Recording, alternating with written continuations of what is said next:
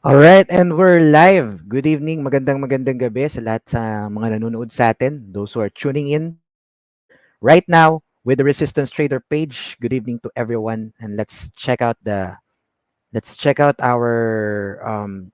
comment section. Ayan, maraming salamat, no. Shout out to all of our viewers right now, Miss Sheila, Mr. Billy, yan, Chaseline, Diana, JTech, and everyone else. So again, good evening and welcome to the show. So this is the time of the month again that we will be discussing blockchain updates. My name is James Inove and I am the community manager and co-founder of the Resistance Trader community. Welcome to our page. Welcome to our community. And of course, I would like to introduce my co-host for tonight, none other than Mr. Sly Sylvester from the Althash University. Yeah, there you go. Hi, Sly. Kamusta? Hey, what's up? What's up? Good day to you and everyone watching.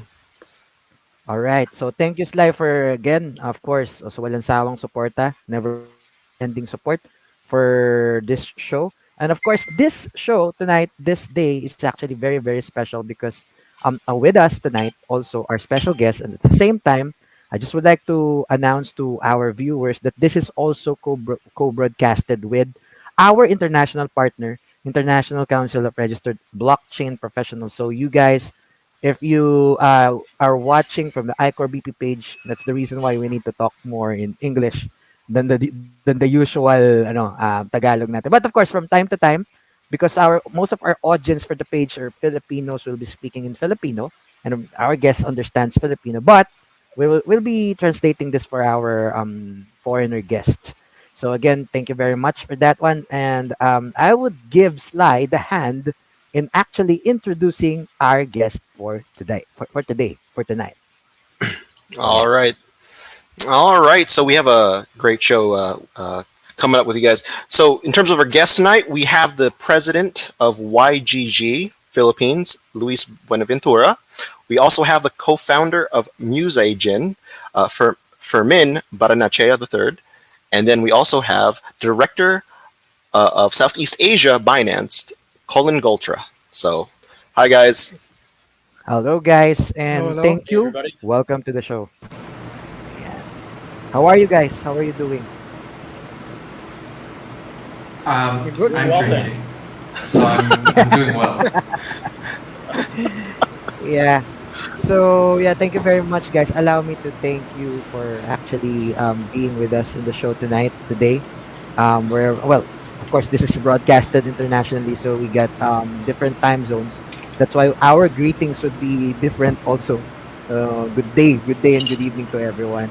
Now, to start off, we are actually having some great discussions here and great topic more about DAO's NFT Marketplace, of course, with our guest from Binance and blockchain in education or blockchain education rather. So these are the things that we will be discussing tonight in this forum. And to begin with, by the way, I just would like to warm up the guys with a few questions though. So just a few questions, guys. This one goes to all of you guys, so anyone can answer the question. Kasi 'di ba, there's a rise in the NFTs recently, and we've noticed that not just in the arts but also in games, and there are a lot of they're going mainstream on NFT right now. So what do you see, or what is your future outlook with regards to NFTs other than gaming?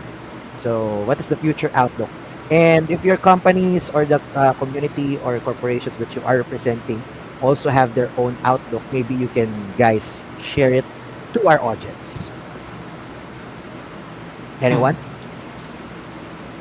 Did you want to go first, Colin, or? Sure, I'll go first. Um, so yeah, look, I think NFTs are a pretty hot topic right now. They're a bit of a buzzword, I think, in many circles, and I think I think I think there's a lot of people creating NFTs for the sake of creating NFTs. But the really valuable and I think long-lasting projects are going to be those that have NFTs for very specific use cases, that have native utility, and so forth. And so I think in that context, I think we're in a very early stage, right? I think there were prior eras of the internet, and NFTs are basically making it so that if you're an active user or participant of the web or the internet, there are now ways you can take ownership of the internet parts of the internet that you participate in. And so, I guess to that end, I'm part of a couple organizations, primarily part of Binance, which has its own NFT marketplace. We have our own smart contracting platform called the Binance Smart Chain, and as part of that, we, I think just like on Ethereum, you can create your own NFTs, and we have our own ecosystem that we're building. Outside of that, I'm also involved in a side project with a colleague, Gabby Dizon, called Nara Gallery, which is a gallery space for Filipino artists. And international artists to showcase their NFT art in this game called Decentraland. And so, I've been very deep into the NFT space, and so, and yet I still think it's very early. I think right now we're still developing many of the design patterns for, what types of NFTs will have the most utility online. And maybe a third thing that I've recently become a part of is I've invested in something called the Crypto Pop Art Guild, which I think is an excellent segue into my good buddy Luis here. Thanks. Okay, cool. So I don't even know how to do that show myself. Thanks, Colin.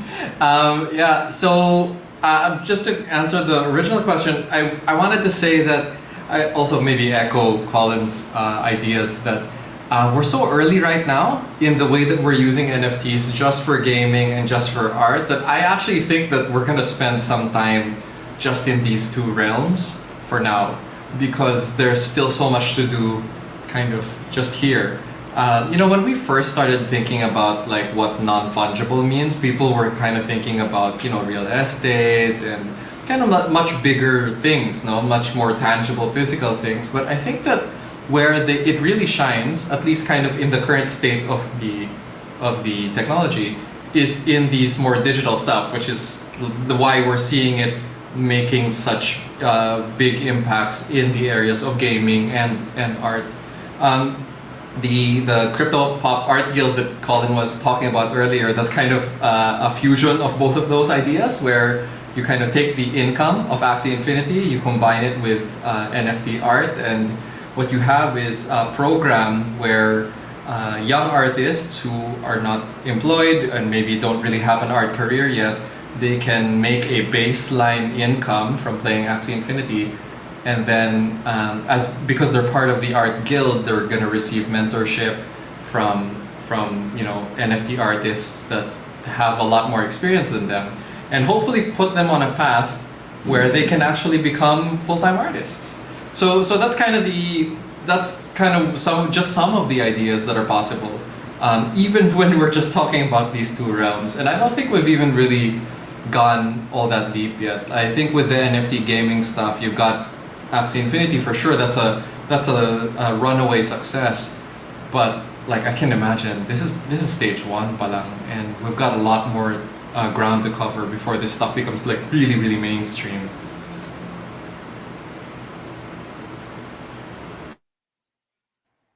All right. Thank you, Colleen, and thank you, Luis, for those insights. How about si Fermin? What are your insights about the future of NFT?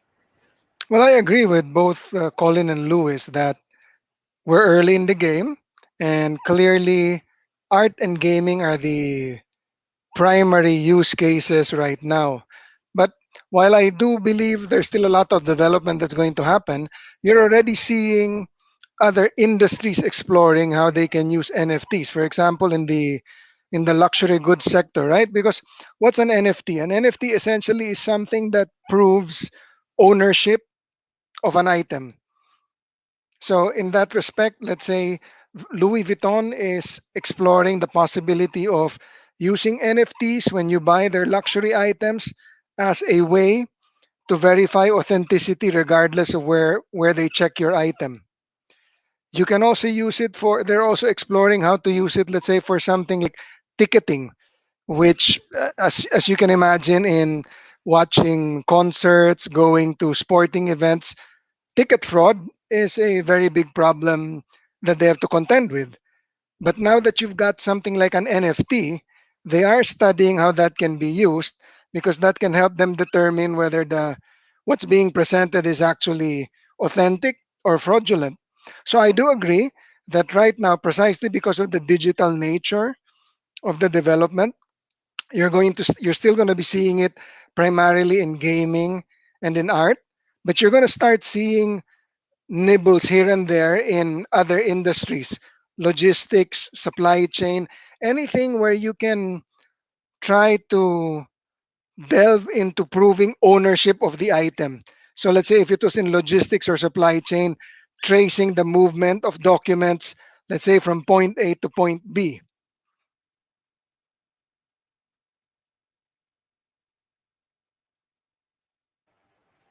Yeah. That's it. Thank you, Fermin, for your input. No, so we see a lot of things happening in the space right now, not just in the space of gaming, not just in the space of arts. Now, yeah, we see it even in applications like logistics. I believe they tried, though I'm not sure how successful it was, to do NFT as a way to actually monitor also vaccination, especially at the advent of this pandemic. So these are just a few applications that see possible use cases. Now, we've heard yung popularity of NFT, and it's rising yung hype of the P2E or the play to earn model. Apparently, most people knows more about the games but less of the NFT minting. There are known marketplaces right now, but Binance included. Colin's Binance included. Now, can you maybe anyone can help explain more what an NFT marketplace is in general, and then maybe Colin can take the lead on actually sharing their own NFT market and how it is different from the other marketplaces out there.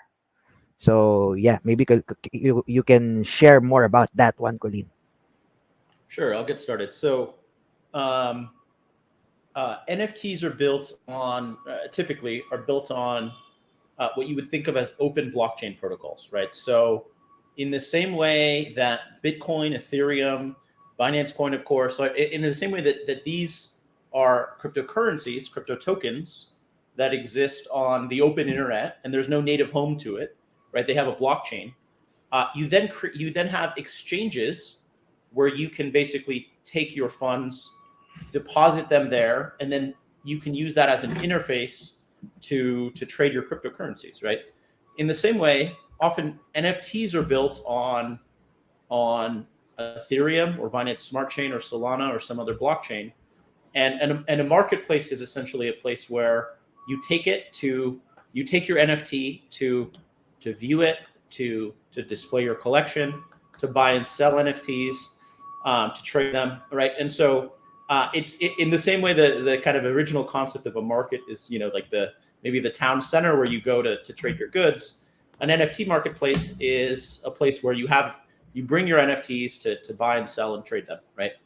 The Binance NFT marketplace, functions in this way, right? You can buy and sell NFTs on Binance with your Binance account, and you can kind of then take them off, into the blockchain and off of Binance. The difference, though, is that the Binance NFT marketplace is the primary destination for Binance, as you might imagine, BSC based NFTs, right? So Binance Smart Chain is an alternative smart contracting platform, similar to Ethereum, actually very similar in its architecture and programming language, with some difference in scalability and fees. And so we have a marketplace. We have a couple different marketplaces. One featured, which is an open one. One called Binance NFT, which is a curated one. But essentially, we are, on the Binance NFT marketplace, we are trying to bring artists and creators into Binance, the Binance Smart Chain ecosystem. And then on the featured side, it's an open marketplace that anyone can buy and sell and trade their NFTs, right? So, yeah, it's essentially a centralized or semi-centralized venue in which to bring your NFTs from from out in the wider on the wider blockchain to come and trade and exchange them. One thing to add, I guess, is that there are tons of NFT marketplaces out there, and it's basically like a new area of competition, really, because if you think about where the parang uh, the best example or the best analogy is when you're an artist in the normal world, in the traditional world, you have to pick where to exhibit your art, no, yung which gallery do you go to? Is it the one in Mega Mall or do you wait for the one in CCP, right? And that has a really big effect on how sellable your work is. So parang the differentiator for a lot of these marketplaces are traffic, like how many people actually go there, and then ease of use or ease of payment. Because some of these marketplaces, they will accept I mean, just Ethereum, right? Some of them will be a little bit more flexible. Some of them will actually accept stable coins, and then there's even another class that actually accept credit cards. And I think that's the one that makes things very easy, because like the collector doesn't even need to be a crypto aware person. They could just use their Visa card to buy. So that has an impact on the choices. And obviously hindi naman pare-pareho yung mga galleries or marketplaces na yan. Each one has their own kind of um, advantage or disadvantage. So the artist is kind of they need to do the research, I guess, in order to navigate which is which. But that's part of the fun too. And it's another example of how this market, this industry is so emergent, because it's not quite obvious where you should go as a starting NFT artist. Yeah, thank you, Luis. Thank you, Colin. I just have a question though. So, if for example, because there are, sabi nyo nga, you mentioned that there are a lot of NFT marketplaces out there. So, what will be the challenge if, for example, I came from a different marketplace and I will be migrating my work or probably duplicating? I don't know. I think that's possible technically. If I will duplicate an So NFT from a version from Ethereum to BSC and put it in Binance. yeah, so I would say that there's a couple things to clarify, right? So I think of it as at least two types of marketplace, right? There's one which is you would think of as an open marketplace, where any NFT you have for that corresponding chain, right? It's very rare that you have marketplaces that correspond to multiple chains, right? So usually you have a marketplace that's just for Binance Smart Chain or just for Ethereum or just for Solana, or Tezos is another example, right? And so one type of marketplace would be like an open marketplace. And so any NFT you've purchased or created or collected from any other marketplace, so long as it's on that same chain, um, you can see and view and transact it on that platform. So a couple great examples in the Ethereum ecosystem would be OpenSea or Right. Rarible, right? These would be open marketplaces that are going to show you every ETH NFT that you have in your wallet. On the Binance side, our version of that would be one called Featured, which is all the BSC NFTs from any platform, whether that's Binance or PancakeSwap or some of the others. On the and so that's one, is maybe think of it as an open NFT platform. The other one, I don't want to call it a closed NFT platform, but maybe a better way to phrase it would be a curated NFT platform, right? And so that would be something like super rare.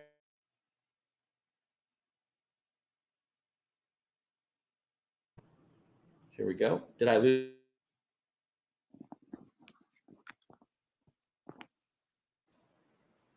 I think Colin has dropped off. Um, I guess I can just jump in na lang while he's reconnecting or something. Yeah, maybe we So can continue the discussion, yeah, Luis. Ito yung actually sure, this is sure. the other question that I have, no. Yeah. I Okay, go. know he's trying to explain a while ago yung differences between the closed and the curated. meaning to say, and Yeah. also the differences between the blockchain of these platforms. Now, Mhm. ako, my question would be like, do you think there's a possibility in the near future, or any possibility that there can be an NFT marketplace open for, if not all, most blockchains. It can be blockchain agnostic. So like a Is there cross is there Yeah. such a blockchain I thing? mean that. marketplace. Yeah, yeah. That project already exists. It was launched 3 or 4 days ago. It's called Arteon. So yeah, totally technically possible. But it's not a technology problem. It's the problem is that the bigger these open marketplaces get, kasi the more likely it is that there will be uh, content there that is sold that does not actually belong to the person who claims it's theirs. So the problem kasi is, so for example, me, no, parang I've had a lot of people take my artwork and then sell it in OpenSea or Rarible, and they pretend that they're me. There's no way kasi for Oh, them to prove that, there's no way for the marketplace to know that that person is not me. They can say that they're me, they can copy my name, right? But like ultimately that's just an Ethereum address, so there's no way for them to kind of match this. And the nature of an open marketplace is that it does not ask for identification from its artists. I mean, that's the whole point. So there, that's the disadvantage. So if you are, if you're an artist and you're slightly more visible or slightly more well known, the likelihood na may kokopya dun sa trabaho mo and then will try to sell it somewhere else, it becomes higher and higher. Um, I mean, granted, the few times, so it's happened to me twice pa lang, not naman lots and lots of times, but both times it was reported by someone pretty quickly on Twitter, and then the I think it was Rarible one time, and then OpenSea on the other time. They took it down naman pretty quickly within the same day. So the community is pretty alert about these things, but it's not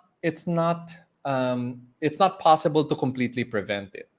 So that's the reason why the curated marketplaces, the ones where they actually do check uh, and interview the artists, that's why they have a special parang role in the community. It's because it's hard to because someone needs to verify these things, right? So examples of that are Maker's Place, Nifty Gateway, kind of the first wave of NFT marketplaces. They check they actually interview the artists before before they accept them.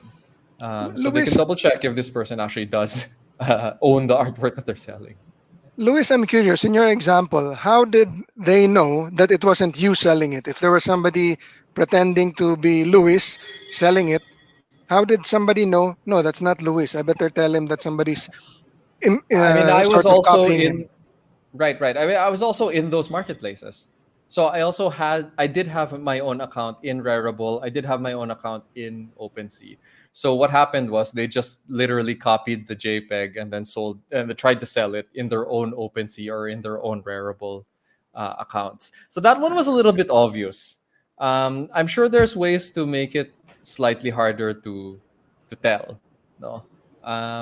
But yeah, and I think that this is another that's another emergent question that each of these marketplaces are going to solve, kind of maybe with their own respective strategies. I don't know. I don't know exactly what they'll end up doing. I know that OpenSea now does offer account verification, so they now have that blue check mark if if they actually have been able to verify a particular artist. And usually, how they'll do it is they will interview that artist through their social media account externally to the marketplace. So they'll talk to you on Twitter, they'll talk to you on Instagram. That's how they'll establish if you really are the person that you're claiming to be. I've got a follow up question on that, Luis. To the extent you said they've got a verification process. So, if let's say you've got one who's verified, one who's not, does it follow that the verified artist can command a higher price? Yeah, generally speaking. Yeah, I mean, people are not going to be comfortable spending $1 million on an unverified account, unless there is so much other social verification that is happening externally to OpenSea itself. So if it's on crypto Twitter and everyone is talking about this particular project and linking to this particular page, then maybe you don't need it. But generally speaking, if you are an artist on one of these open marketplaces, it usually helps to go that extra mile and actually get verified. Especially if you are a well-known person outside of the NFT space, because yeah, you have your own reputation to protect, diba? So you would probably want to go through that verification process just to be sure lang.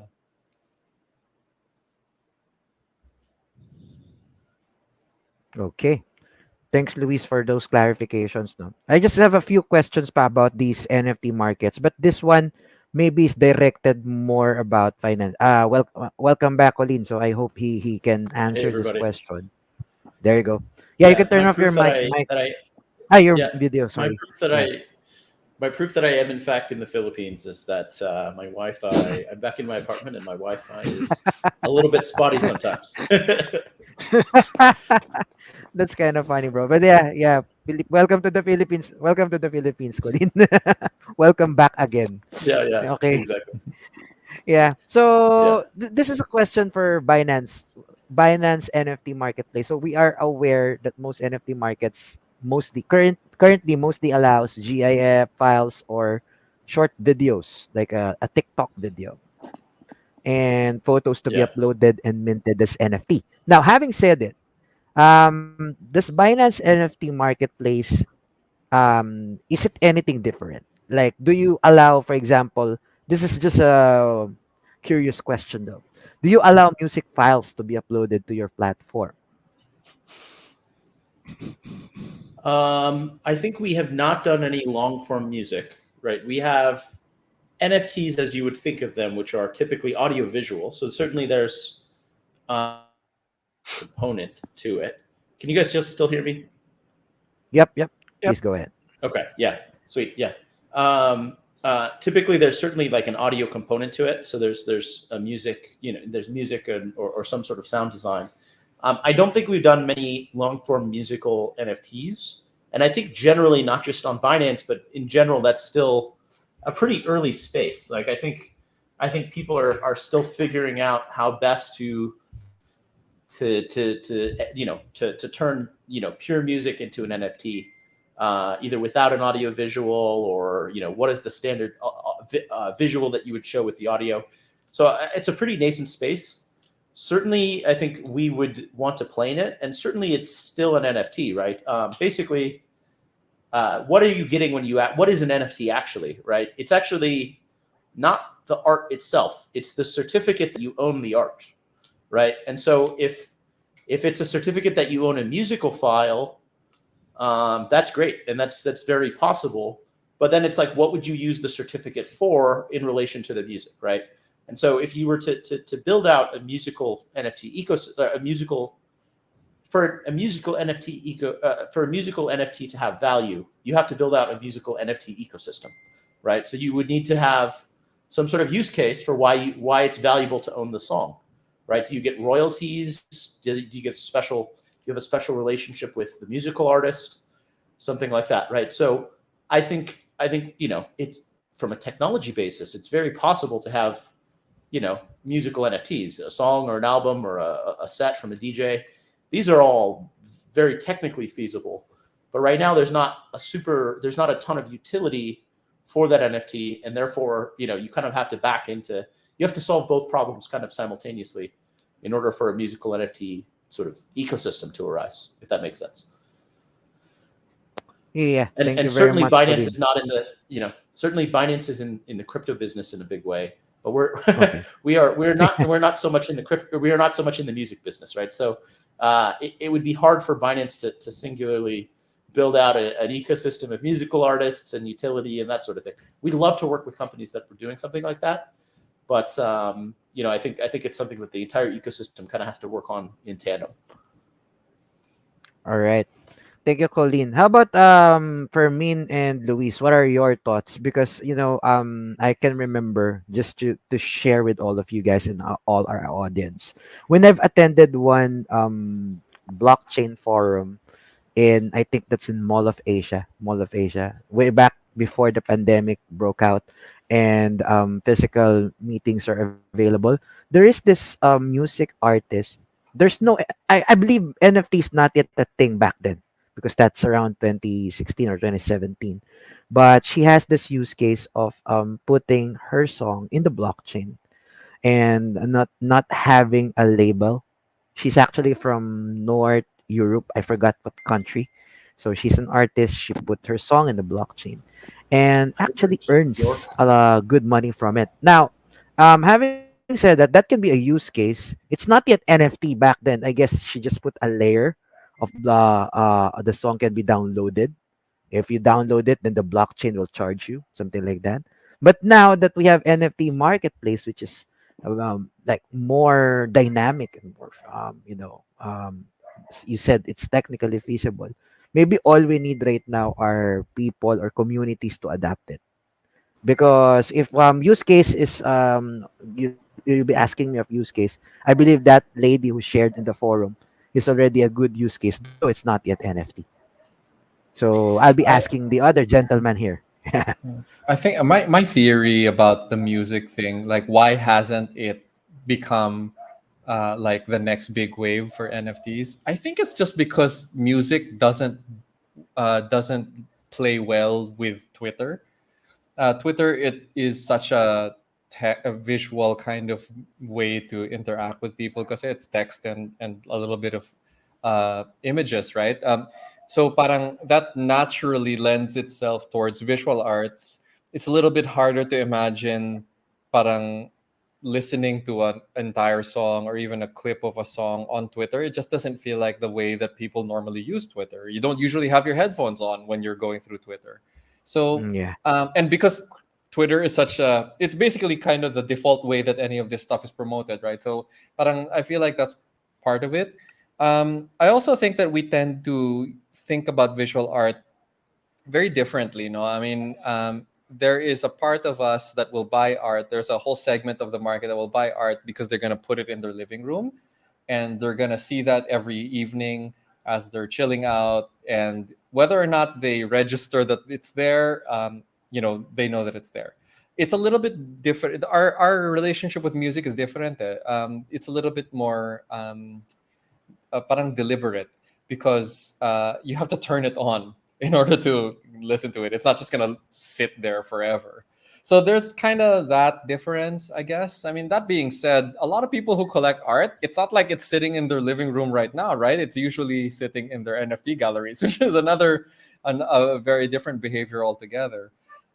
So I don't know. I feel like it's just a matter of time. We just haven't found the correct parang delivery method, and maybe that's why it hasn't quite caught on yet.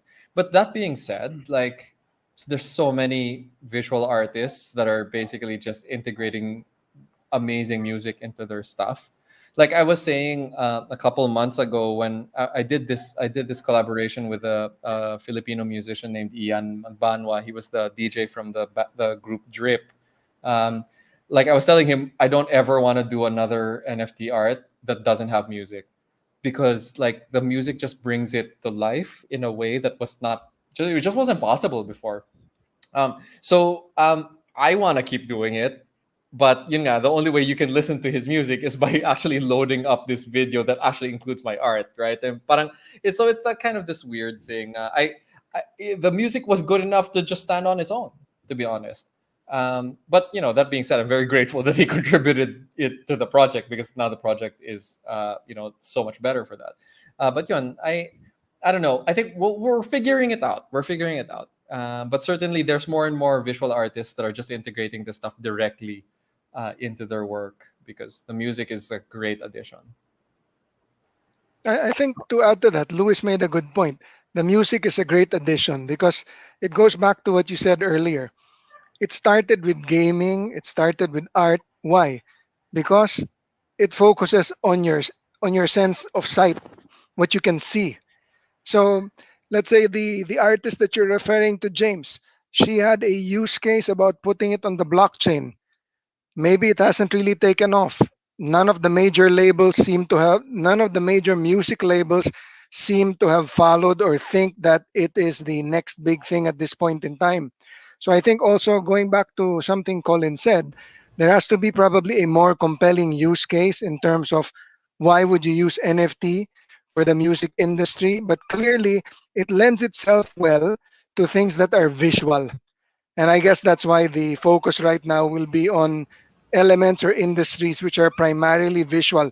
You can add the auditory as a backup to enhance the experience.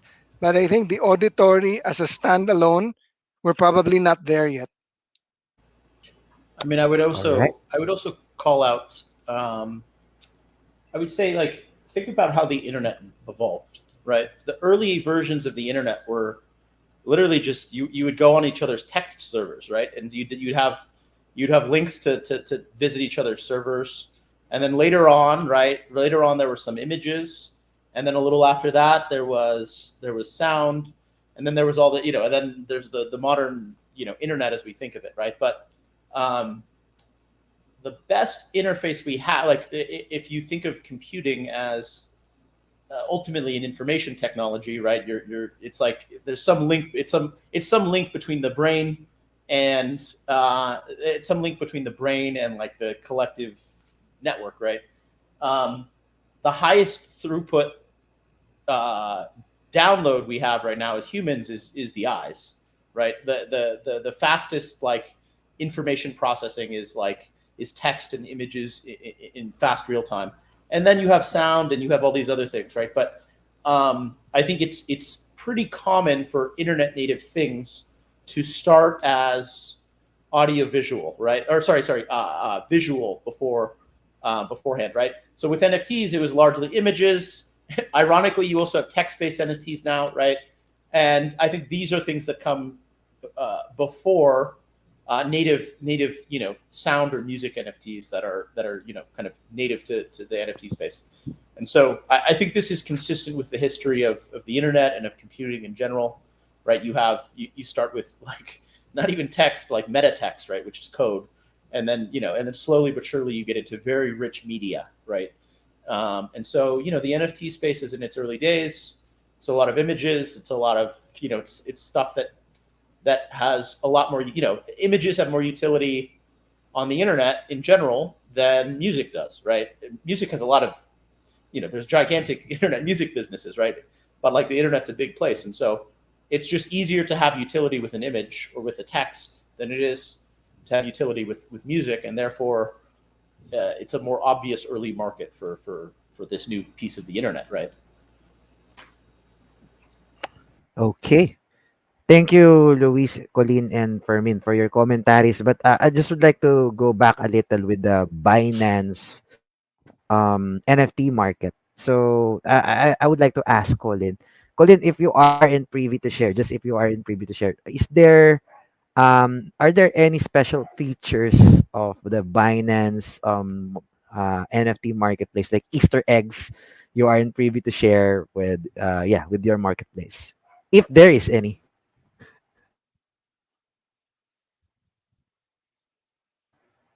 For a sec here, I was wondering if you were maybe fishing for an answer, and then maybe I forgot to read my notes beforehand. But uh, no, I mean, I think that the advantage of Binance is you get the scale. Like, so if you're a creator, the advantage of the Binance NFT Marketplace is we're a very scaled ecosystem, right? You get the advantage of the Binance Smart Chain, which is a high performant blockchain. You get the advantage of the Binance community, right? You get the advantage of the Binance ecosystem for what we think of as financial services or trading. And so if you're a creator, there's a lot of like very key advantages because we're a global a global ecosystem that has a very large and very passionate community. If you're a collector, we hope that we provide value to you by curating very, very great artists, No. by creating a technology platform that allows you to purchase NFTs with preferential speed and fees and performance. And I think we have both a curated marketplace and an open marketplace. And so we hope to provide just a great user experience and kind of a globally accessible market to everyone, and that's accessible to everyone in the world. And so I don't know if there's specific Easter eggs to call out especially, but we've had some very great artists in the Philippines. I think Louise being one of them, and a few other projects generally that have done very well from the Philippines, and we also have I think notable NFT projects from around the world that are accessible to you from the Philippines. And so I'd say that's the advantage of Binance is you're accessing a global platform, a global community, and we hope to curate a really great experience to that end. But yeah, I mean, I think, and then I think there's merits to Binance Smart Chain by itself and these sorts of things. But this kind of gets more into the technology discussion. All right. Thank you, Colin. Yeah. Yeah. Thank you very much for that one. So, we are on the next set of questions, but before that, maybe we can take a very, very short break.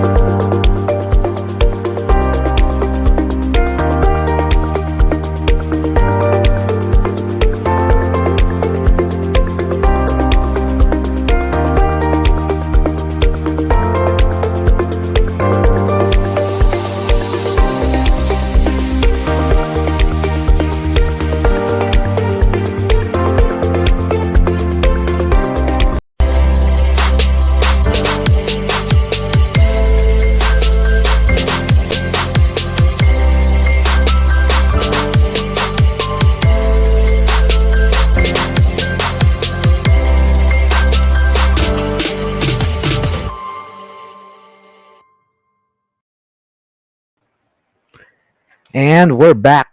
Hi, Sly. Welcome back. Welcome back. So that was a very, very powerful discussion that we had just a while ago. So right now, we're in the part that we're the second part of the question and answer portion, but we're not yet done. So please welcome again our guests in the set, Mr. Colleen and Mr. Luis, and of Welcome, course, guys. yeah, Mr. Fermin. I sat Berenche. down. I was getting tired.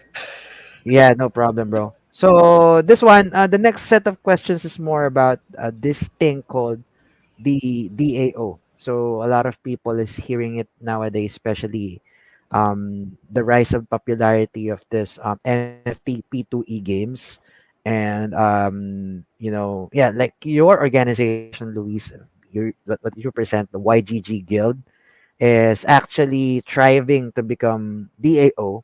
Now, the question would be, now, as the NFT platforms emerges, thriving communities are interested in this type of organization into selling and buying their art or their work. So the DAO is a blockchain phenomenon now that is replacing the way we organize ourselves. Can you help elaborate more for the audience what a DAO and what DAO is and how it works? Sure. Yeah. Okay. So maybe I'll just do it in the context of YGG because that's the DAO that I'm most familiar with. And I should probably start the conversation off by saying that YGG is meant to become a DAO in the future, but it's not right now.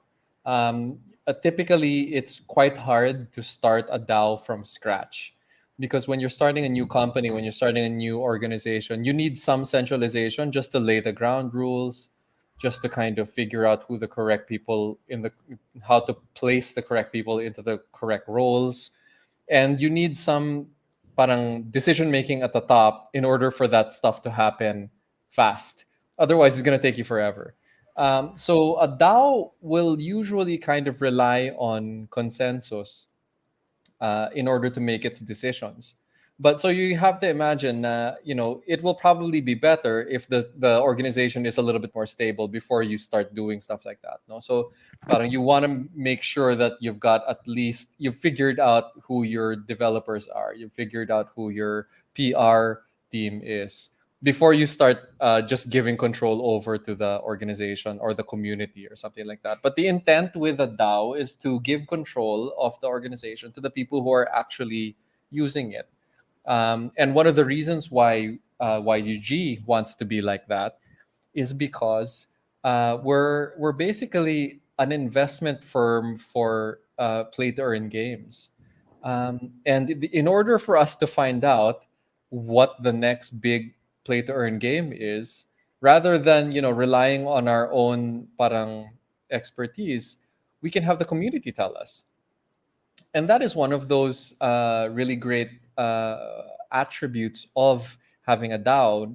The community will not only be the one to tell you, they could actually steer the organization in the direction of this new game, assuming that there's enough of the community that agrees that game X is the new Axie Infinity.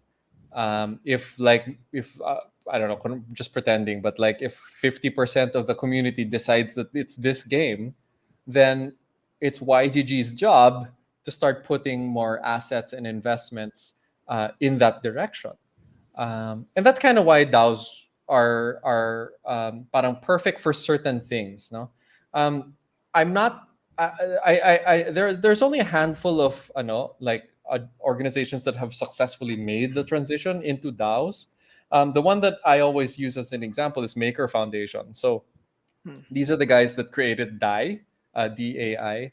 So that's kind of the algorithmic stable coin, no, that mimics the dollar. They did not start off as a DAO. They started off as a normal foundation. There was a real org chart, and now they're not. They actually dissolved the foundation a few months ago, and now the community itself kind of steers or governs the protocol. So you need to kind of spend a couple of years to get the organization or community to that state. You can't just kind of start that way, or at least it's probably harder if you started as a DAO. It's probably easier if you start as a centralized thing and then you decentralize it later on. So yun, I think that a lot of this stuff is very very case to case, and the data tends to be very anecdotal because of that. It's not statistics because the data is quite little. No, there's not that many examples yet. But yeah, with YGG, the plan is to turn it into a DAO at some stage, and then also maybe even start creating child DAOs within it, specifically for certain games or certain vocations or certain areas that you want to focus on. So all of that is possible. Um, all of that is in the roadmap. But yeah, I can't speak to exactly how long it'll take us to get there because I don't think even Maker Foundation, like they knew that they wanted to do it, but it took them a lot longer than they thought. So we'll see. We'll see.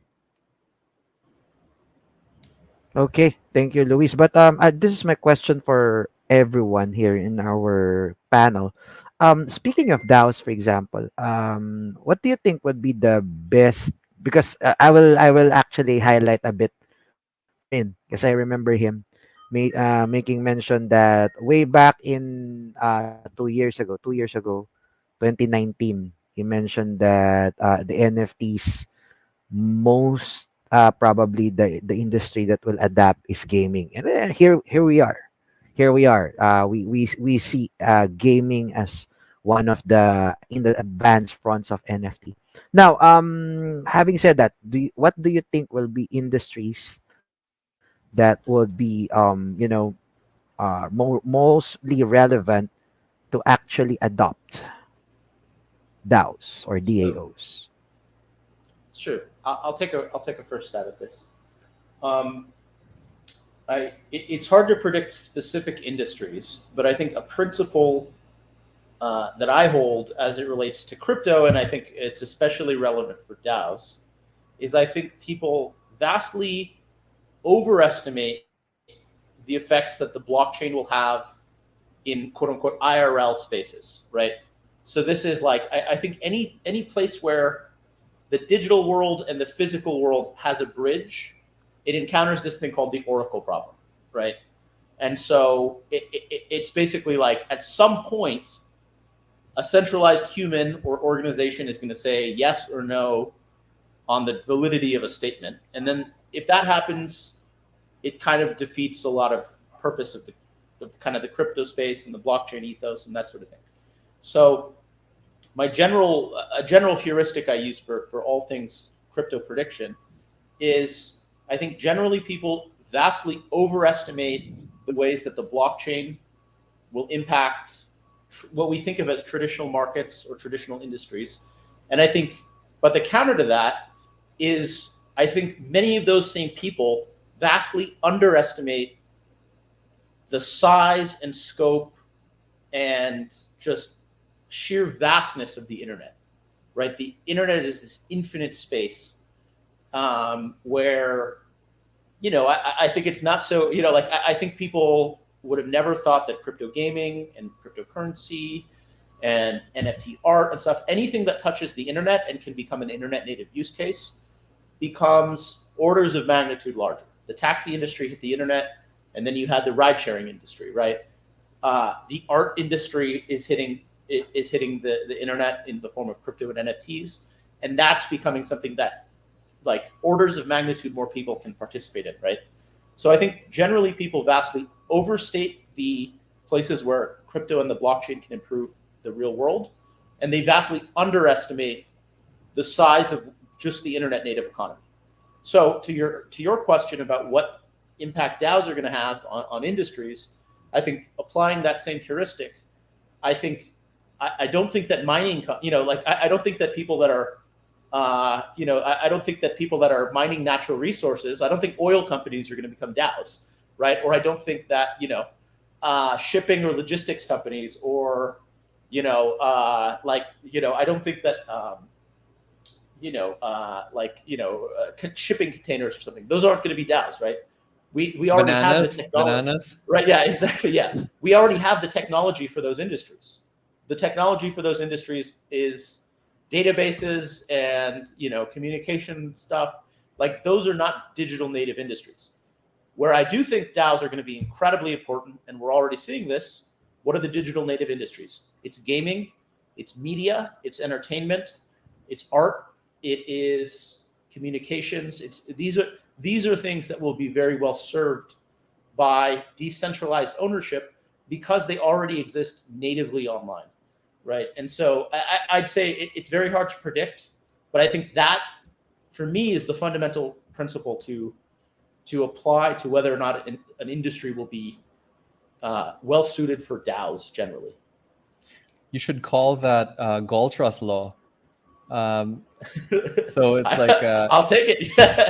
yeah, why not, right? I mean, why not? Yeah. So it reminded me of Amara's law, which is we overestimate the impact of technology in the short term and underestimate the effect of it in the long term. So it's actually kind of a variation of that. So you can go like Galtra's corollary or something like that. That works too, actually. I'll take it. I'll take it, man. Tweet it yeah, out. but I totally agree. I think that parang you'll see the impact of this mostly on the internet, and it helps that kind of by its nature we tend to be remote right now, and like I'm referring specifically to the lockdown, but just even in this country, like we've got 2,000 inhabited islands in the Philippines. My guild has only 120 people in it, and I don't think any of us are in Metro Manila. So we're very, very dispersed. And I hope that at some point I can make it a decentralized organization, like an actual DAO. And it would work. I think it would definitely work because we're already internet native anyway. Plus, we're kind of forcing everyone to be crypto native because they're earning through a crypto game. They are earning cryptocurrencies. They're going to have to learn how exchanges work. They're going to have to learn wallets. If they have time, I'm going to fucking teach them yield farming. like all Yeah. of that shit. No, parang this is basically an entire lifespan of financial services that is purely within. I mean, God willing, at some point it'll purely be within the Ronin layer, so it's not even going into layer one. No, so we'll get to the point where you could live your entire financial life without even going to the base layer Ethereum. Yeah. I don't know if that's Ready gonna layer happen. two. Maybe. I'm hoping. I'm hoping. Yeah, and by the way, they opened up AXS staking just a couple of hours ago. I Right. believe right before we went live. So I Yeah. dutifully kind of put my AXS in there. I have no idea if I'm gonna earn any money from it, but like I think you're supposed to, right? I think you're Yeah. supposed to stake something there. Yeah. Anyway, Yeah. whatever. So yeah, sorry, that's a tangent. But yeah. So we're getting to the point where you can live your entire financial life um, in on the blockchain, if not on layer two, actually. So that's even cooler. Yeah. Yeah. To Sige, your sige. point Thank you quickly, very Louise, much, about guys. staking. Louise, to your thing about staking, I always think that like there's something very like there's like a uh, to the thing about people underestimating like the digital impact, right? Like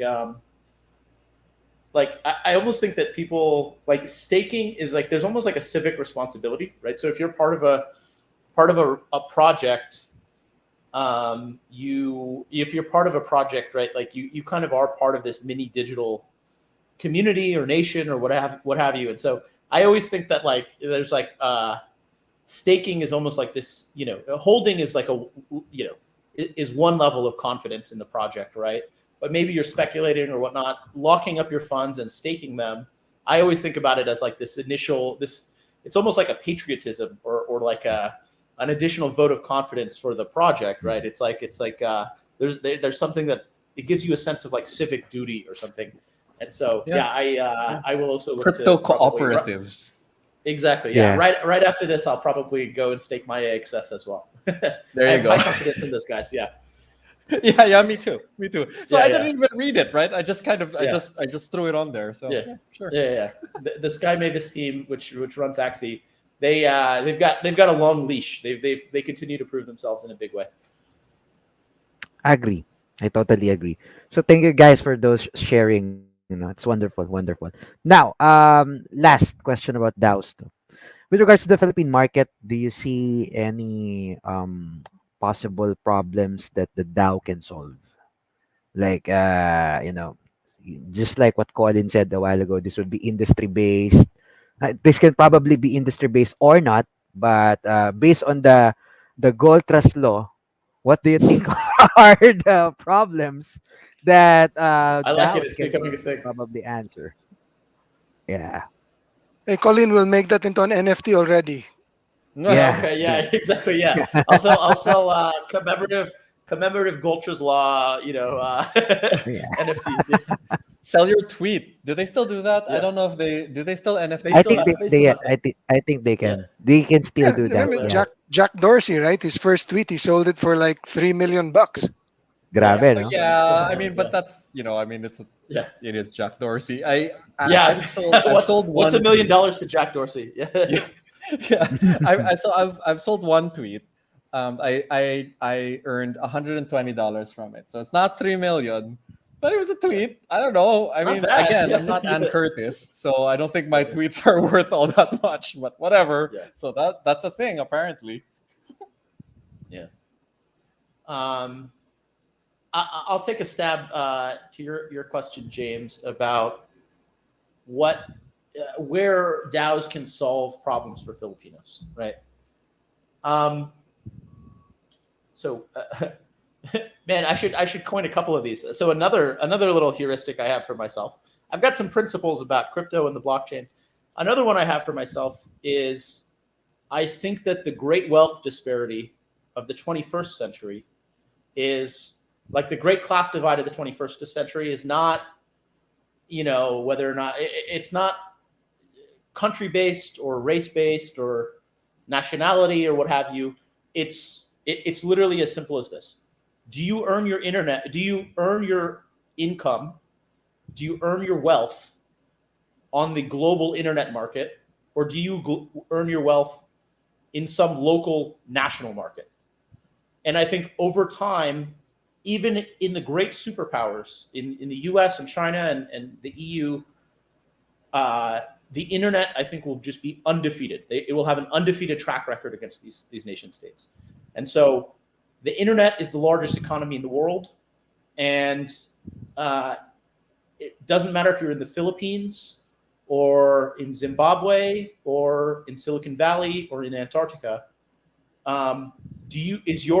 Is the source of your money or income, is it the internet or is it whatever tiny pond that you play in, right? And so to that end, where I think DAOs are going to empower Filipinos, the Filipinos are a very digital. The Philippines is already a very digital country, right? I think to Luisa's point about just being dispersed, right? I think that the Philippines historically has a very good track record of social media, of gaming, of offshoring. You have BPOs, you have personal assistants. Filipinos are already a very online people. And so where I think DAOs are going to be important is you're going to have an entire new class of people, right? You're going to have an entire new class of Filipinos who don't earn their money working for a BPO or for a corporate or from a sorry store. They earn in the global internet. And so what's going to happen is these DAOs are collectives of stakeholders. They're collectives of wealth, right? That's accumulating. And so I think that this internet native digital Filipino class is going to create DAOs, and they're going to provide opportunities to do Axie Infinity scholarships, to do NFTs, and they're going to create every digital industry. They're going to onshore it into the Philippines from the global internet economy, and it's going to create tens of millions of Filipino jobs. And so I think that the Philippines will take very well to being a digitally native nation. And I think lots of Filipinos will earn natively on the internet, and it will change the power dynamics of the country. Yeah, for sure. I wanted to share like some small anecdotes lang from my art guild, because parang these stories kind of really stuck with me when we were kind of starting to interview some of our younger artists. And so a lot of these guys will do art commissions. So they'll post about their art skills on Facebook, and then they'll say, hire me to do a portrait of you or something, right? Can anyone guess here what the average cost of one of those art commissions would be from, so the main artist that I'm talking about, I think she was 21. So she'll do like a full color kind of, portrait of you, maybe in an anime style. Can anyone guess how much she charged for that? $20. Okay. Okay, 150, $20. $150. I go for I'm gonna 50. guess. I'm 50. gonna guess 50 like bucks? I'm gonna guess 600 pesos. 600 pesos. Colin, you're very close, but I think I might have told you this anecdote before. No. You Okay. haven't, but you haven't told me this Okay. anecdote, but I have seen Filipino Yeah. artists before NFTs with this kind of thing. Yeah. 250 was the 250 pesos was what she was charging. So Wow. and so when I saw that, I was like, you know what, like if we sold your art as an NFT on OpenSea, it would be more like $250, and that would be a cheap NFT, right? And so parang the economics of this space is very different from obviously the economics here in the Philippines. But the way I kind of look at it is that because the baseline here is so low, like almost anything is better than that, right? Like even if all we're able to do is 10x what she was charging, so instead of 250 pesos now it's 2,500 pesos, that's way better still, right? That's still way better than charging 250 pesos for a piece of work. So the I mean, I don't want it to make it seem like parang we have very low standards, but honestly, I guess parang the jump is not that big for us, But for the people that are actually producing this artwork, it's massive, right? We're talking a 10x increase. And it's still not that expensive, even at a 10x increase.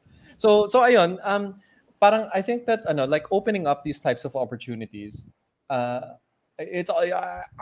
actually feel like this is the part that I genuinely feel is a civic duty. Like if you have any way to do it, if you have any means or resources that can put people on a path where they can access these parang more global markets, then we should be doing that. Like we should be doing that as our full-time jobs.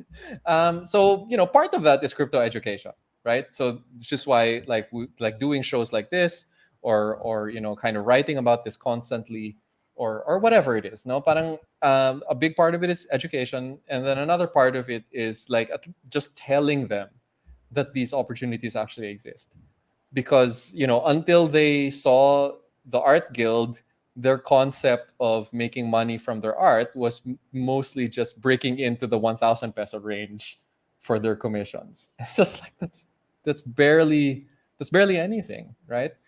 So yun, that's it. That's kind of the way. That's what motivates me. It doesn't take all that much. It doesn't take all that much, but we could make such a big impact. And that's enabled by things like crypto, the DAOs, the NFT marketplaces, et cetera, et cetera. All To right. riff on what riff on what Louise is saying really quickly. He won't quote his own. He won't quote his own material because he's a modest guy.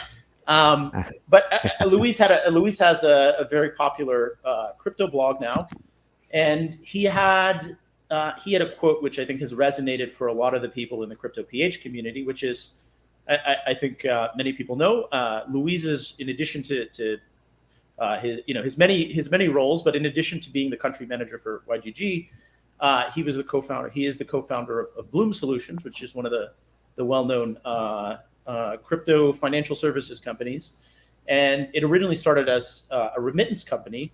And I think Louise had a great quote, which is something like, we started Bloom or it was something like, we started the business in order to help make remittances from abroad Cheaper, more convenient, cheaper or more convenient using crypto. And in fact, maybe we were misguided. Maybe the goal should have this whole time been to keep Filipinos in the Philippines, right? Like maybe in fact the goal the entire time should have been to keep people at home, or to give them the freedom of where they want to live instead of being OFWs. And I do think that is what's at stake here. This is not. This is historically, people would have to emigrate to other countries to access larger markets. Fundamentally, that's why people emigrate, right? It's for largely, unless of course there's some turmoil in their home country and they're refugees. Largely, they leave for economic opportunity. And to the points we've made earlier, in the internet scale crypto economy, it is entirely untangled from location, right? And so if you are really good, if you are someone that can adapt natively, you should not be working on your local in your local country's economy. It doesn't matter if that local country's economy is the US or the Philippines or France or wherever. The better economy is always the one online, and that will prove itself out in a huge way in the 21st century. And so, I think, to Louise's point, if you're an artist, you were an artist working in your local, not even in the Philippines, it was like your local social network, which is maybe from your town or your city or something. And now you have access to literally the largest economy in the world for art, right? And so it's like this huge power law shift of like what economy you can work in. And it's entirely separate from place. It's entirely separate from where you're located. As long as you have an internet connection, a phone, a laptop, and so forth, and a crypto wallet, of course. And I think that the quote I think is that Louise said is one that I think is gonna be like is one that will be continually recited in sort of the crypto PH community, because I think that really is the headspace shift that we've had over the last couple of years, right? The early crypto companies in the Philippines were Bloom and CoinsPH and others focused on, okay, well, there's a large Filipino diaspora. How do we send money home? How do we bring money back to the Philippines? And in fact, we don't need to leave the Philippines to bring money back to the Philippines, right? There's now this global economy that is much larger than any one country's economy. And so, I think it's a good one. Thank you, Colin. Yeah. Like you really shilled the crap out of it. Yeah. We're riffing well tonight. Yeah. Yeah. maybe I it's the can beer. see that. Yeah. And having note of that, taking note of that, I will grab that anecdote and make that into an NFT. Yeah, Luis. No, that's a joke. Anyway, I said, man, you guys anyways. are just NFTing everything. Yeah. Come on, James. We're out here. We're out here providing great content. We're Yeah. giving you emotion, and you're just trying to turn this whole interview into an NFT. Yeah. No, it's a joke. But yeah, but this is in that light, Colin, on your sharing a while ago, it just dawned on me that similarly, our community, the resistance trader, we actually vibe to that vision, mission, and goal, because most of our community members are OFWs and seafarers. So we've got a community for traders who are actually working abroad, who are nurses abroad. So yeah, I can actually vibe through that. What you made mention a while ago. But I have a curious question for you, Colleen, and if you are just in privy to share, but don't worry. You can answer this or not, but I'm just curious, among the Southeast Asian nations, since you are in Southeast Asia, right? Who would you say would be the most adaptive in terms of this new economy that we're based on your platform, Sure. right? Yeah. Sure. So this is subject to change, but I think there are two countries that are very notable in Southeast Asia.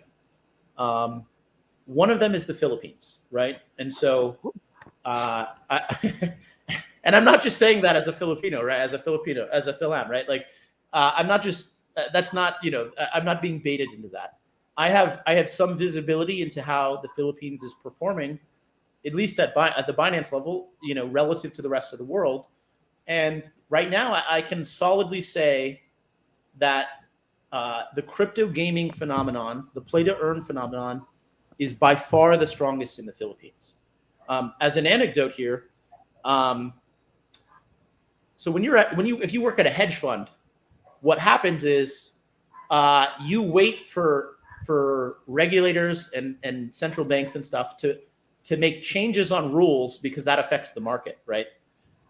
So if you're a hedge fund, maybe you're waiting for the Federal Reserve to change rates. My team, when Sky Mavis, Axie Infinity, changed the economics of the Axie game to make SLP more useful, to make AXS more useful. Within days, I saw immediate changes to my KPIs, right? So to my KPIs in the Philippines, right? Because crypto gaming is such a core part of the crypto market in the Philippines. So I think the Philippines has a number of advantages related to being, English, having a high English language penetration, having a very tight-knit crypto community that's very supportive of expanding crypto on talks like this one, having a pretty collaborative ecosystem, right? I think certainly there are different companies trying to solve the same thing, but in general, people are on pretty good terms.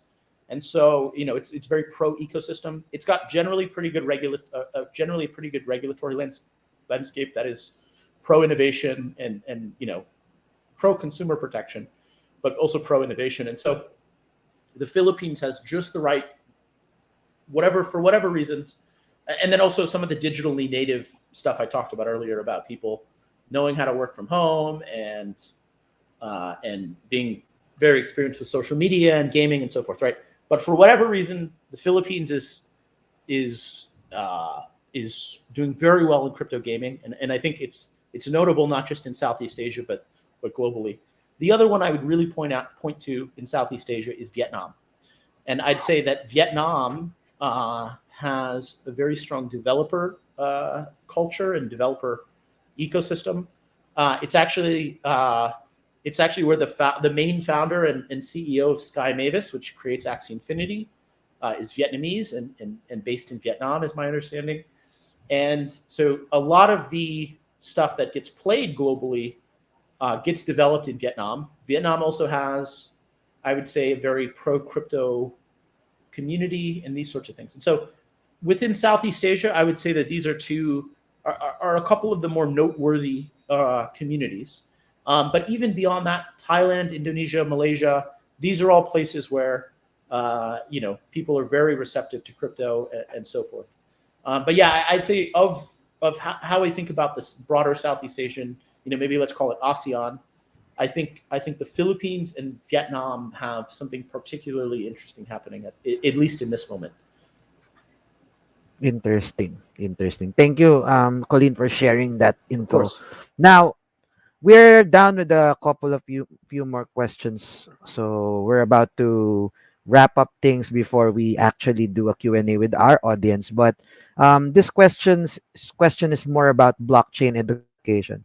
And in regards to within your organizations or groups, I would like to learn so anyone can answer. Is there a need to promote more blockchain education, specifically in what areas or fields of operation or community do you think we need to promote blockchain education? Let me throw in my 2 cents on this. I actually think that blockchain education is only useful if you are doing something with it, and that's why we have 750,000 Filipinos who are suddenly learning how to use Ronin wallets, right? Parang like teaching them, Bitcoin, multi-sig and stuff like that is only really useful if they are ever gonna use Bitcoin multi-sig, and they probably won't. There is a reason why there are so many hacks from, like there are so many stories of people who lose their axes, stuff like that. And it's largely because there is not enough education, but it needs to be very specific to this area where all of the people's time and efforts are spent. um, there's a lot. I think the problem, because it would be very broad about blockchain education, is that if it's too broad, you can't apply it to your personal context, and then it becomes wala lang. It doesn't stick. But if we instead go from the what is it that they need right now, and then work our way up from that, it becomes more practical. At the very least, teach them where the correct places to download the Ronin Wallet app are, or the Ronin Wallet Chrome plugin or whatever. No, I mean, dun pa lang, you've already got some pretty major security holes, diba? Because it turns out there's like multiple domain names out there that are all pretending that they've got the correct Ronin Chrome plugin, but actually it's not. So yeah, so things like that, and then just like how, like, personal password hygiene. How do you make store a good password? How do you store your secret phrase? It's just stuff like this. Like, if you think about it, it's actually not that hard, but no one has actually gone to the trouble of parang making it like a very streamlined package for, I don't know, for your average Axie first timer, or whatever, or any other first timer. I'm using the Axie thing as the main example just because I know for a fact that there's quite a lot of them. But if this was a different context and we were talking about yield farming, so if this was like 2019 and we were talking about DeFi and yield farming, so parang I'd have a different set of recommendations, because that's all very kind of MetaMask related and stuff like that. Anyway, so the point is that parang being specific, I think, is probably the best path, rather than starting general, because yun nga, they're not gonna remember it. So just give them something that they can use immediately. Uh, Makes sense. Makes sense. to Yes, add to Colleen. Louise's point, as you might imagine, I'm in strong agreement. So certainly, I'm never going to catch myself uh, advocating for not advocating for more blockchain education. Um, but we do need to but I think I think um, there are things that are not even blockchain specific, but more like cybersecurity and digital hygiene that everyone should know. Never share your private keys. Never share your seed phrase.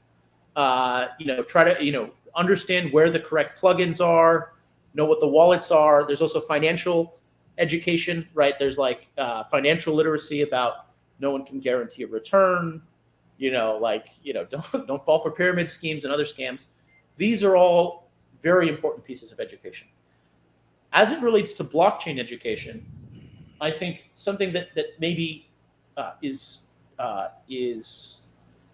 I think maybe an underappreciated part of blockchain education is I think the primary advantage of blockchain education is not to be a blockchain user, but to be a blockchain uh, entrepreneur or engineer or some other employee at a crypto company.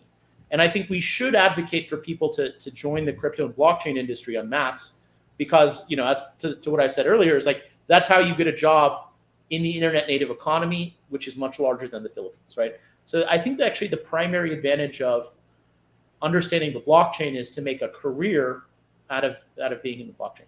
However, I think I think saying education is the main solution is maybe a bit of a cop out, right? As as the as the builders of these products, right? I think the people here are like we're the media and the platforms and the guilds. Actually, it's incumbent upon us to make the blockchain so easy to use that you actually don't need to know how it works. That's how the internet works, right? But I can't really explain how TCP/IP works that well, right? I have a good sense, but like most people don't, and they use the internet, and it's awesome, right? Like the end state of crypto is not that everyone needs to understand how the blockchain works. The end state of crypto is that you want a lot of people that understand how it works, so that they build companies and products and services. But actually, that's still a very small, even though it'll be a much larger cohort than it is today, it's still a very small cohort relative to global population. And most people will not know how it works, but it'll just work, right? And so I think education is important, but sometimes it's used as a cop out because actually, if you want to build a world beating service, it's supposed to be something everyone in the world can use, and not everyone in the world is going to know how the blockchain works, and that's okay. And so, yeah, I'd say it's important to a point, but it's not the most important thing the way it used to be. All I right. would agree that education's not the silver bullet that's going to solve everything, but it does have an important role, especially because you're talking about something like blockchain, which in many places is still new to a lot of people. Now, we do know that blockchain is still going to undergo several developments. It's going to be much bigger than what it is today. And the reality is that, to your point, Colin, the demand for professionals who understand the blockchain and can help build the products that work on the blockchain is way shorter than, I mean, the supply is way less than the demand out there. In fact, in one of the reports from Hired Data, which is a job search platform, when they were doing their interviews, they found out that one in every five software engineers they had for blockchain was basically self taught because they couldn't find any platform where they could get, let's say, a consistent type of training and standardized education, with which they could say, okay, I can go to company X and say, I'm a blockchain professional who can help you in the following area. So it's really interesting that they said a lot of what they've got are people who self-taught. So they probably try to look at YouTube tutorials and other sorts of videos just to learn because they wanted to be able to make a difference. And they do see that blockchain is going to be one of those areas. But clearly there's a need to have some way to have a better standard to uplift the standard of education so that at least you can say, yeah, I got my blockchain training here, and I'll be able to help you. But I agree with you. The education is good, but it's not the only thing. But it starts with that.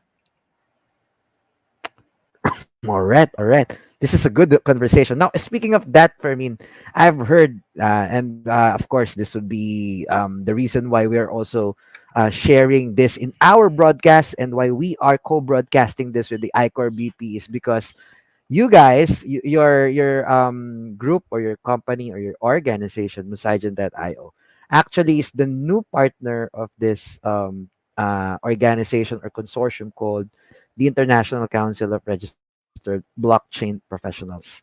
And in that light, I believe that you well said, and you vibe with the values, the core values of iCore BP. And more to that, maybe we you can share to the audience about this partnership and what the iCore BP can be all about, maybe just Right. And in I a think, nutshell. okay, thanks for that. Now, I think something that Colin had mentioned earlier and also Luis. Remember, Museigen, one of Museigen's primary goals really was precisely to be able to teach people and open their eyes to the fact that there are opportunities where you can make decent living without needing to leave the country. All you have to do is have an open mind and be willing to learn. And I think that that's part of the area where we still have a lot to work on, because people have this notion that the only way to earn a decent living is go to another country and migrate. Well, that's no longer true. The internet, with what we have right now on the internet, it's proven to be a great equalizer. Blockchain is going to be another tool that's going to help do that. And iCore BP, essentially, if you're familiar, let's say, with ISO, right? You come up with standards. That's what iCore BP wants to do. They want to be able to essentially have a platform which can standardize the education for blockchain professionals, have a way to bring in best practices. That's why even in terms of the courses that they want to offer, they've got courses for blockchain studies, decentralized applications, smart contract development, crypto analytics, and the list is going to keep on growing. Why? Because the idea there is blockchain continues to be a growing field. I don't think there's anybody who can say right now, I know everything there is to know about the blockchain. There are just so many branches that are still in its infancy, and the need for people who are proficient or who at the very least understand the blockchain is going to grow. And I think, as Colin said, you don't need to be a blockchain engineer to be able to work in the blockchain. You could be a lawyer who can help companies understand what does it mean to be compliant with blockchain regulations, right? So there would be careers for what I would call the technical side, and there would be careers for, let's say, probably the less technical side, but they are going to be in the blockchain space. And that's really one of the goals of iCore BP, to try and standardize and professionalize the education that's being given for blockchain professionals. All right. So yeah, that's iCore BP in a nutshell. Thank you for me sharing that one.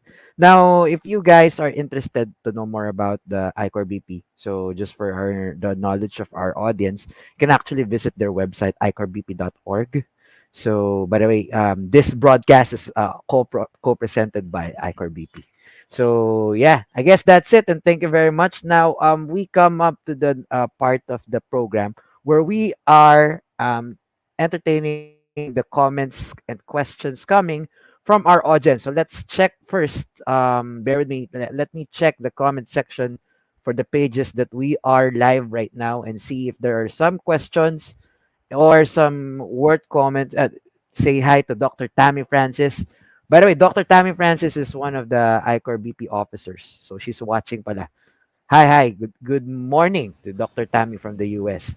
So we're checking out the comment section now and to see if there's noteworthy comments in the comment section or questions that they need to answer from our panelists, for our panelists rather. So check natin. Okay. So checking. There is none, but there is a phone in question, and I think this one is about, of course, our favorite NFT. So YGG daw, YGG. This is a private message, bro. Um, I don't know if you're in privy, but they're saying that YGG is actually doing recommendations for games, right? So they're asking if what other games other than Axie Infinity can you Yeah. recommend? Yeah, Okay. yan. This is So I don't question have for to you. answer this personally because we have an official response to this.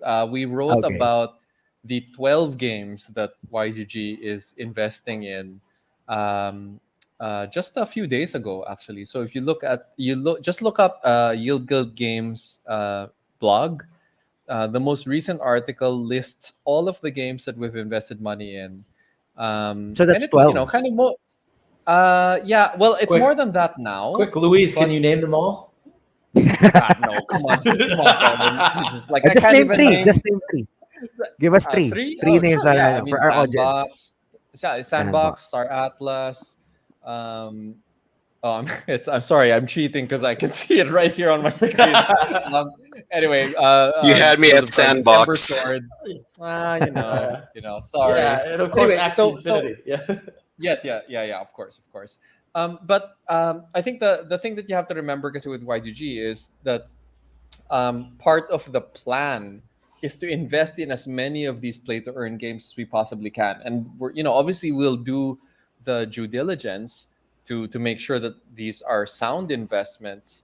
But because we're kind of spending our own money here, parang we're a little bit more. We make these decisions pretty quickly. So there's 10. Sorry, I didn't mean 12. It's actually 10 games that we're currently invested in. But I know that the pipeline is very long. There's so many other games that we're already investing in.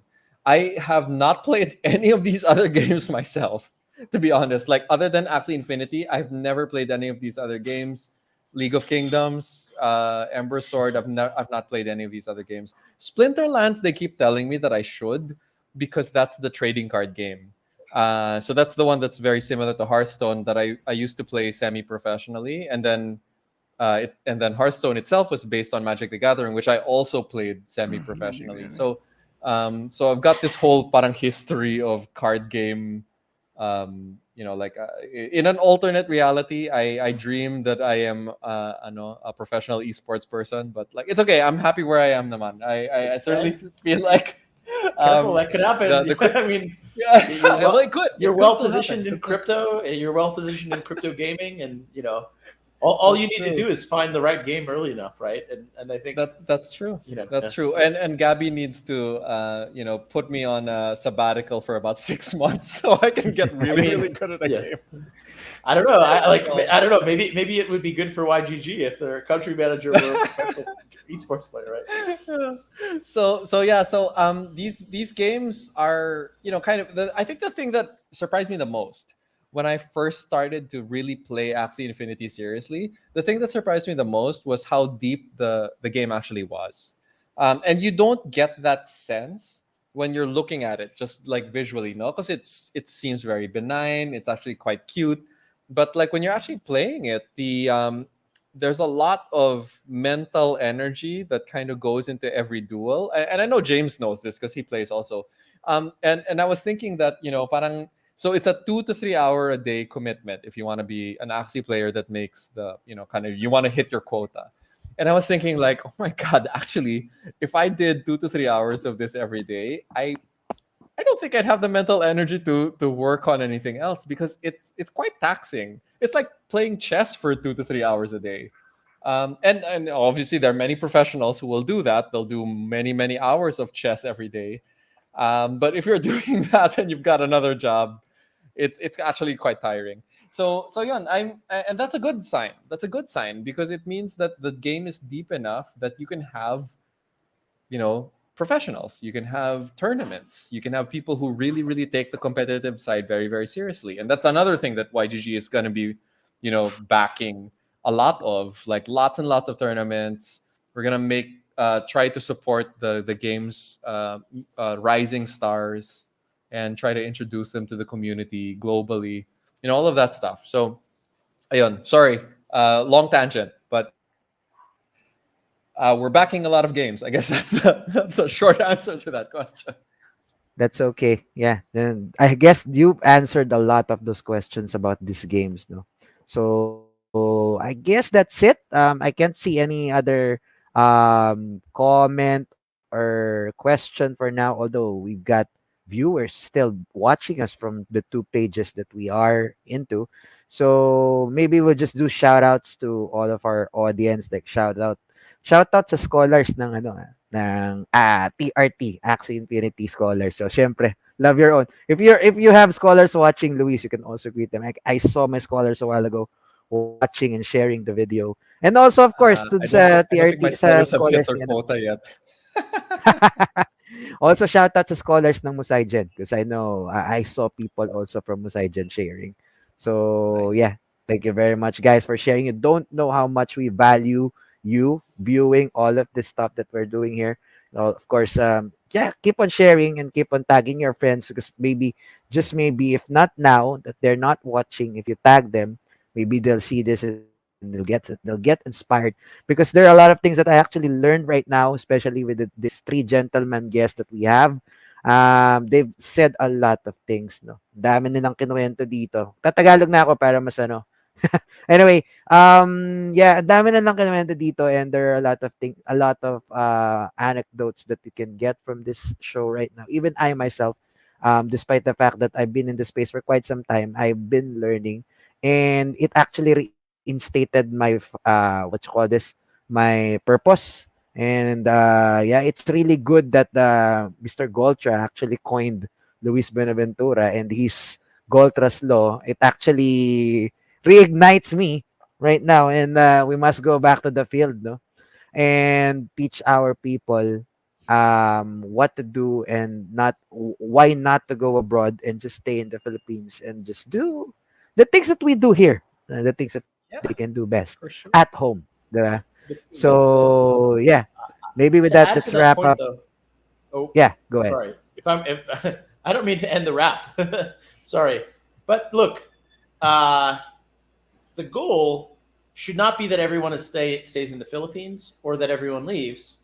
The goal is freedom, right? Like the goal Yeah. is Yeah, that Filipinos can control their own destiny, regardless of Right. location. Right. If you participate in the global internet economy, you can take your destiny into your own hands. You can gain financial freedom. You can travel the world. You can live where you want. The goal is not everyone has to be in the Philippines or everyone has to leave. The goal is that Filipinos can choose their own destiny, right? And so maybe it makes sense for a lot of Filipinos to leave because they like the snow or or they have relatives somewhere else yeah, or they get married to someone that they love abroad. Like the goal is not, everyone's in the Philippines or everyone's abroad. The goal is freedom. Second of all, I think in addition to being very digitally native, people loving social media and games, an advantage that the Filipino has in the 21st century is the Philippines is already a network, right? So you have this thing called a diaspora. You have people like my family who moved to the Filipinos that moved to the US. You have people in the Emirates. You have people in Canada. You have people in Australia. And so the concept of being Filipino is already has kind of a global representation, right? Because Filipinos travel really well. I was in like Malta earlier this year, and like my someone that I encountered was Filipina, right? So already the Philippines is already kind of to be Filipino. Obviously, it means to be from the Philippines, but also it's kind of a network, right? And so if you're traveling, you'll probably see Filipinos, and they'll say kababayan, and you'll kind of have you kind of have a network, right? You plug in, and so I think that because of that, the Filipinos in particular will take very well to a decentralized internet economy because people are already very accustomed. Filipinos are already very accustomed to being part of a network, and so yeah, I think the goal isn't everyone needs to come back to the Philippines. The goal isn't everyone should go to higher wage national economies. The goal is everyone should work on the internet economy, gain financial freedom, and take control of their life, and like I know, I know Louise well, and I know that's what we're both trying to build. And so, yeah, I hope people watching the stream kind of take to that. And yeah, the goal isn't one or the other. It's freedom. It's freedom for all Filipinos, right? And so, Well yeah, said. that's what we hope Well what we said. hope to build. Well said. Thank you, Colleen, for that. So let's just take a round robin on the comments before we actually leave with our audience and wrap up this show. So maybe I'll start with my co-host Lai. Any thoughts or comments before we leave? Yeah, I kind of want to touch up on the education thing. Yeah, it's too broad to just talk about blockchain. It's really got to be very specific and very useful to the individual. I've been in the blockchain space for about 4+ years, and I've categorized it in my own personal way under finance, the technology, meaning blockchain development, and just knowing the blockchain, so general stuff. So I mean, for me, it stops there, but for everybody else, it goes even way beyond those three categories that I know. So, I mean, for me, yeah. Um, in terms of blockchain, for people learning blockchain, yeah, I started out with the whole internet thing, self learning, but I think that's where it starts with. It starts with the individual and just getting curious and just getting started with it. Eventually, you'll find your own path, and it will work for you eventually in some way. So yeah. Thank you, Sly. So let's go back to Colleen. So any last words? Well, I would hesitate to say too much because I feel like I just had a big monologue, and to say much more would maybe cheapen it. To Sly's point, there is a magic. There's a magic about learning on the internet, right? Um, there's a very well-known Silicon Valley venture capitalist named Naval Ravikant, who is very wise and has many tweets and podcasts and stuff. He has this great quote, which is, "On the internet, the knowledge is free. It's the desire to learn that is scarce," right? And so um, the information is out there, and if you're someone that has the discipline to learn any new skill on the internet, right? The goal is to participate in the internet economy. All of the skills you need to participate on the internet economy are out there and they're free, right? And credentials are still somewhat important, but on the internet, credentials aren't that important. And so if you have the desire to learn these things, it's free and it's on the internet. And if you can take it upon yourself to have the accountability to learn and the desire to learn, the world literally the entire world can open up for you, right? And so, yeah, look, my advice, my closing advice here is literally find a way to earn money on the internet. And if you can do that, you will gain your financial freedom. It's as simple as that. Yeah, thank you, Colleen. Now let's proceed, of course, with Mr. Luis Benaventura. So I am not going to say all that much because I think Colin kind of already said it very well. My one last piece of advice is, verify everything that we are telling you today. I say that all the time, right? That's why I keep wearing this stupid hat. Like every time I'm on stream, I always have to wear the hat because I have to remind people that this is the motto, right? Don't trust, verify. And Colin and I have opinions. Obviously, there are opinions that have come from like a position of having a lot of information and time and experience in this industry, but that doesn't mean that we're infallible. So yeah, verify it, learn for yourself, do your research, all of that stuff. And also remember that the things that we're talking about on this show right now, Axie Infinity, things like that, this is very, very early days. Most people forget that Axie Infinity is an alpha version of the game. This is not the final version, not even close. And I think you can say that about most of the blockchain, actually. This is not the final version. So, kind of bear that in mind when you are, thinking about whether or not you should commit your life savings to this or whatever. Just kind of, just don't forget that all of this stuff is still being figured out as we speak.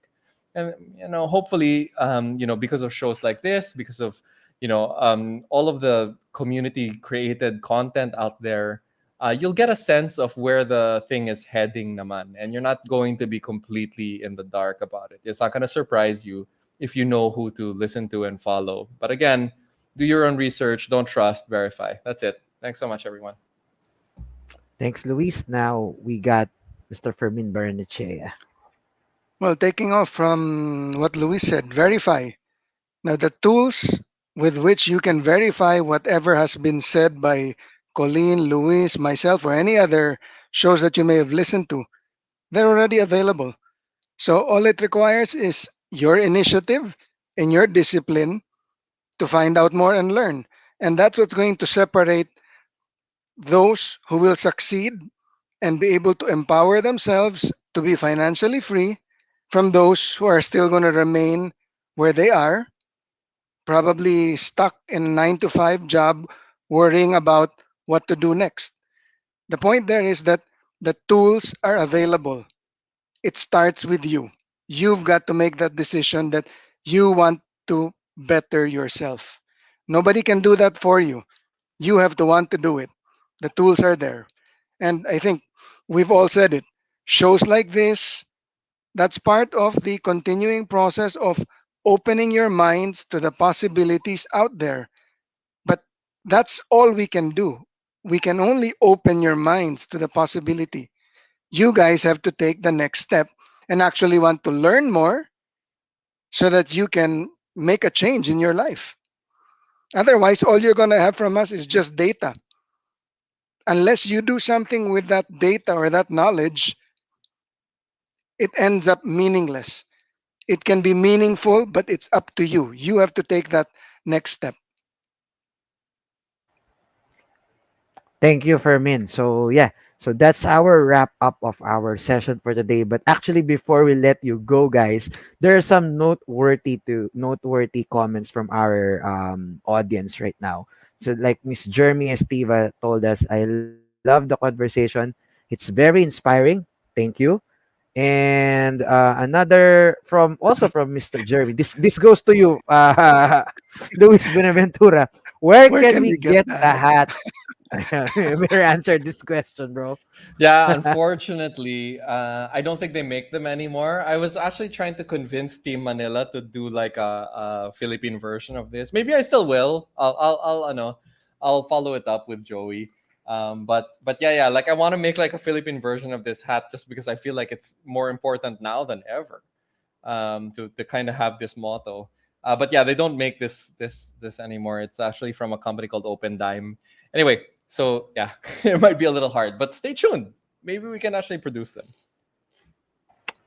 Yeah, thank you. And this there goes a thank you from Ricky Cruz as well. Magandang gabi. Sabi niya, maraming salamat sa dagdag kaalaman. So that's in pure Philip. Naintindihan mo 'yon, Colin? You understand that one? No, I'm shitting you. That's a joke. No, I'm no It's asking worries. if you Yeah, understand. yeah. just turn it into Yeah. an Yeah, no, no, NFT. I know Magandang Gabi, of course. Yeah, there Actually, you I was go. gonna make a joke. I was gonna make a joke earlier because you said, "Oh well, we'll just speak English since we have the foreign sponsors," but everyone here understands Filipino, and I'm like, Yeah, "Oh, thank." that's what I'm about to I don't need to apologize for the nosebleeds on this one. say. So yeah. And speaking of our sponsors, it's noteworthy to before we end the session, this broadcast is actually co-broadcasted by, of course, Althash Education and the International Council of Registered Blockchain Professionals. With that, wrapping up the session, this is James Enove, co-founder and community manager of the Resistance Trader. This community would like to thank you, and we will see you again next show. We are the Resistance. Goodbye.